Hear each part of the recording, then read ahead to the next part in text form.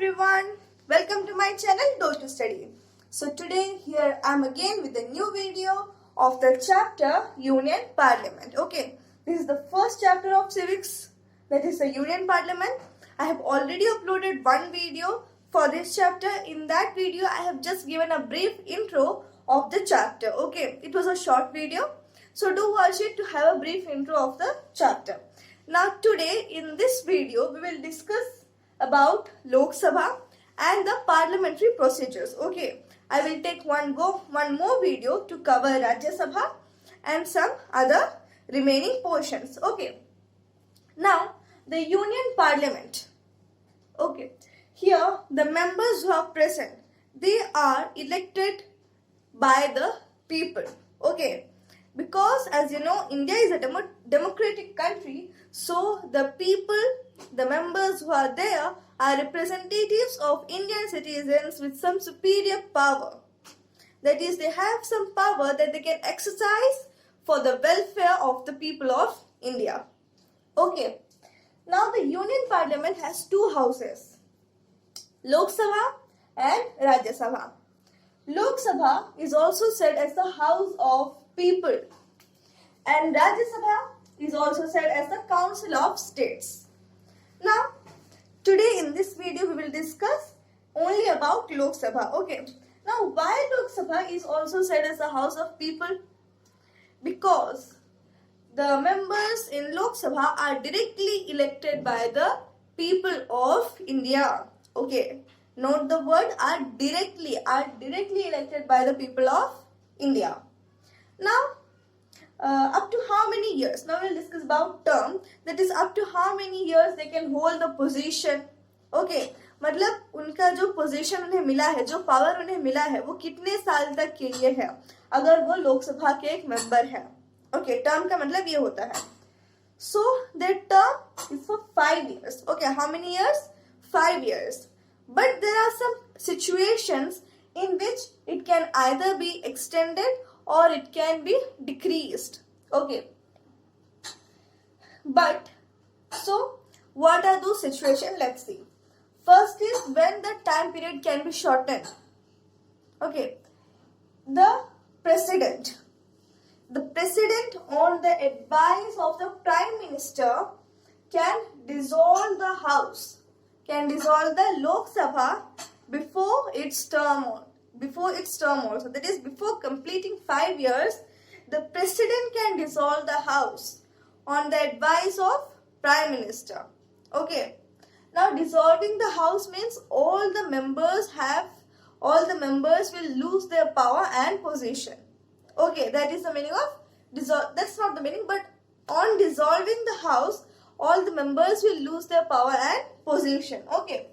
So, it can be dissolved before 5 years by the president on the advice of prime minister.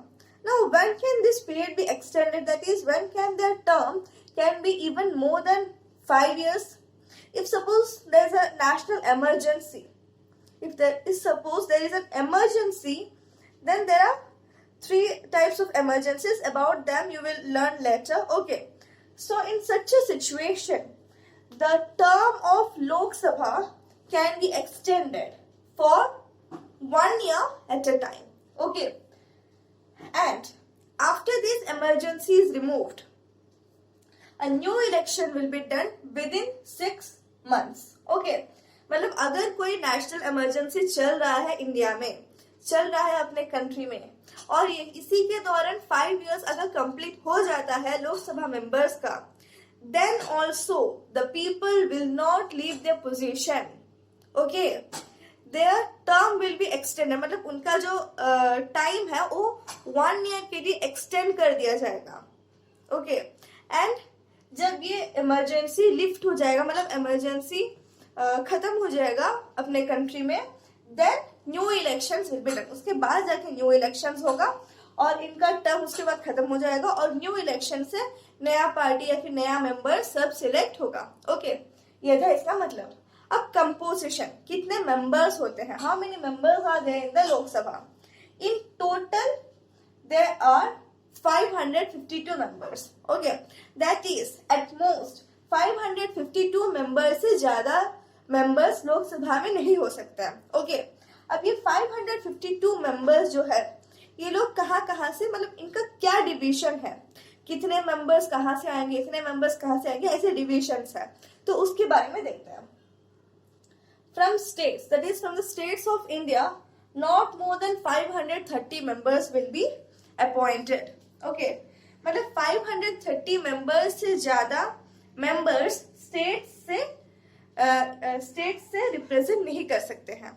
तो सारे states, India के सारे states को मिला के मैक्सिमम 530 मेंबर्स ही लोकसभा में प्रेजेंट हो सकते हैं। ओके, उसके बाद 530 फिर और 22 मेंबर्स बाकी है, तो उसमें से 20 मेंबर्स, नॉट मोर देन 20, मतलब 20 मेंबर से ज्यादा नहीं हो सकते यूनियन टेरिटरीज को रिप्रेजेंट करके। 20 मेंबर से कम यूनियन टेरिटरीज को रिप्रेजेंट करके हो सकते हैं, पर 20 मेंबर से ज्यादा रिप्रेजेंट नहीं कर सकते। Okay, then Anglo Indians, yes, 2 members. See, now we have already discussed about the 550 members from where they will be. The rest is 2 members. These 2 members will be directly selected by the president. Who? By the president. Okay, remember it. These 2 members will be directly selected by the president. And these 2, why they will be selected separately? Because they will represent the Anglo-Indian community.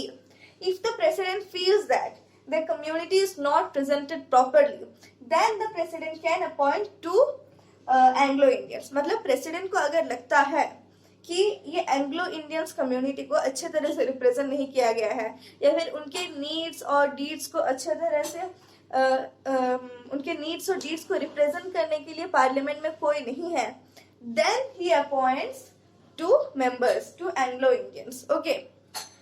So this was about the composition. That is कितने members होते हैं, उनका allotment कितना है। हाँ, अब current जो है, current strength of लोक सभा 545 members है। Okay. So as I said, it should not exceed 552 से ज्यादा नहीं हो सकता, पर उससे कम हो सकता है, उससे कम members हो सकते हैं। Okay. Now these allotments, as you can see, 530 members can be elected from various states of our country. But these people, these members,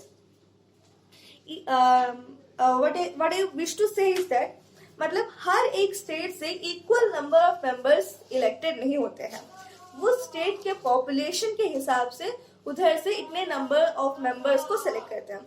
for example, from Maharashtra 48 members are selected. Okay, but अगर हम और कोई छोटे states का जहाँ पे population कम है, like Sikkim, वो सब जगह पे देखेंगे तो बस एक ही मेंबर इलेक्ट होके लोकसभा में अपने स्टेट को रिप्रेजेंट करता है। Okay, so it was, so the composition 5 total, I am revising it, you also revise with me. Total 552 members, that is not more than 552, and from states not more than 530 members, from union territories not more than 20, and 2 Anglo-Indians elected by the or selected by the president. Okay, and the allotments is based on population of each state. Now we have completed about the term and composition. Okay, now let's know what are the qualification. Qualification में उन्हें क्या क्या qualification होना चाहिए एक parliament, Lok Sabha के एक member बनने के लिए। Okay, first of all he or she should be an Indian citizen. Yes, the person should be an Indian citizen. Next, the person should be of at least 25 years of age. At least मतलब कम से कम 25 years of age तो होना ही चाहिए लोकसभा का एक member बनने के लिए। Okay, that is the person should be of at least 25 years of age, and then the person should have his or her name in the voting list. Okay, मतलब जो इलेक्टोरल लिस्ट होता है उसमें वो person का नाम होना चाहिए, that is he should be voting. Then the fourth one is the person should have no debt, that is he should be financially stable to meet his needs. Okay, कोई loan वगैरह उनके account में नहीं होना चाहिए. He should be financially stable. Okay. Then fifth one, the person should have no office of profit. No office of profit means the person should not hold any government job. Okay. Then the sixth one is no criminal record. The person should have no criminal record. It means that he should not have any criminal cases on him. Okay. Then the seventh one is mentally stable. Yes, he or she should be of sound mind. That is, they should be mentally stable. Okay. तो ये सब तो qualifications क्या क्या है. वो Indian citizen होना चाहिए, एटलीस्ट 25 years ऑफ एज होना चाहिए, उनका नाम वोटिंग लिस्ट या इलेक्टोरल लिस्ट में होना चाहिए, और मतलब कोई कर्ज या डेप्ट नहीं होना चाहिए, फिर कोई office of profit, it means कोई गवर्नमेंट जॉब नहीं होना चाहिए, and then no criminal records, and seventh one is he or she should be mentally stable. Okay, ये सब तो क्वालिफिकेशन. अब डिस्क्वालिफिकेशन क्या है? ऑब्वियसली इन सब का ऑपोजिट, इजंट इट? तभी तो डिस्क्वालिफिकेशन होगा. लाइक अगर वो एक इंडियन सिटीजन नहीं है तो फिर he can't be a member of Lok Sabha. Okay. या फिर ऐसे भी होता है कि कोई इंडियन सिटीजन फॉरेन सिटीजनशिप लेते हैं, वैसे पर्सन्स भी लोकसभा में लोकसभा के मेंबर्स नहीं बन सकते. ओके. और 25 ईयर से नीचे 25 ईयर से कम एज वाले पर्सन्स लोकसभा के मेंबर्स नहीं बन सकते हैं, और उनका नाम अगर वोटिंग लिस्ट में नहीं होगा तो फिर वो मेंबर नहीं बन सकते हैं. और अगर कोई डेप्ट है, अगर वो फाइनेंशियली स्टेबल नहीं है तो भी लोकसभा के मेंबर नहीं बन सकते हैं. और अगर कोई गवर्नमेंट ऑफिशियल है, कोई गवर्नमेंट जॉब है तो भी नहीं बन सकते. और कोई अगर क्रिमिनल रिकॉर्ड है या फिर मेंटली अनस्टेबल है तो फिर ये सब कंडीशंस में भी वो लोकसभा के मेंबर नहीं बन सकते. तो ये सब था disqualification. Now there are some paragraphs in your book which I wish to read out and then explain. Okay, क्योंकि उनके कुछ टर्म्स है जो मैं अगर रीड करके बताऊंगी तो बेटर रहेगा. ओके. सो हियर ये सब हम क्वालिफिकेशन के बारे में पढ़े. अब इसके बाद एक पैराग्राफ है उसमें, if any question arises as to whether a member of either house of parliament has become subject to any of the above disqualification. अगर कोई क्वेश्चन अराइज हुआ है, अगर कोई मतलब ऐसे लगा लोगों को कि यस ये मेंबर जो है वो डिस्क्वालीफाई करता है, वो he is not eligible to a member of Lok Sabha, then जो further decisions होगा that would be taken by the president. Okay. See, if any question arises as to whether a member of either house, चाहे वो लोकसभा के हो या राज्यसभा के हो, how either house of parliament has become subject. Okay, that is here he is holding some disqualification, has become subject to any of the above disqualifications. The president's decision, the president will decide. The president's decision in accordance with the opinion of the election commission shall be final. तो president decide करेंगे, but वो election commission का help से decide करेंगे कि whether he is disqualified or he is qualified to be a member of the Lok Sabha or Rajya Sabha. And now, if a person knowingly or if a person is a member of either house of parliament and he stands disqualified for being a member, then he has to pay rupees 500 per day of his membership. Okay, अगर कोई person है जो इनमें से कोई भी qualification को fulfil नहीं करता है, that is he is not eligible to be a member of either house, but still वो उसको छुपा के या फिर still वो अपने डिस्क्वालिफिकेशन को छुपा के एक मेंबर बन गए हैं, देन वो जितने दिन तक उनका मेंबरशिप था उतने दिन के लिए पर डे रुपीज 500 फाइन पे करना पड़ता है. Okay, see the next paragraph. A penalty of rupees 500 per day may be imposed upon a person who sits or votes in either house of parliament, knowing that he is not qualified और he is disqualified for membership thereof. मैं जैसे बोली वही लिखा गया है, isn't it? Now vacation of seats. Vacation of seats मतलब ये जो members का seats कब खाली हो जाता है, that is when the seat is vacant. उसके लिए क्या क्या कब vacant होता है वो देखते हैं. First, the member resigns his seat by writing to the speaker or to the chairman as the case may be. That is, जो person है वो willingly resignation letter लिख के लोकसभा में है तो स्पीकर को और अगर राज्यसभा में है तो चेयरमैन को हैंड ओवर करता है. Then his seat lays vacant. Second, if a member is without permission of the house absent from all the meetings for a period of 60 days. In computing the said period, हाँ, अगर कोई member without prior information, without informing, without the permission of the house is absent. अगर कोई member house के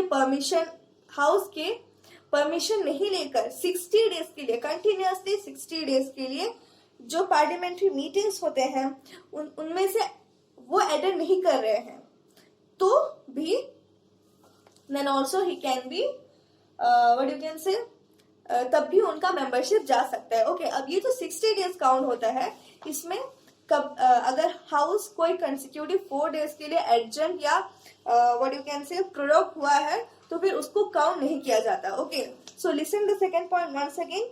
if a member is without permission of the house absent from all the meetings for a period of 60 days.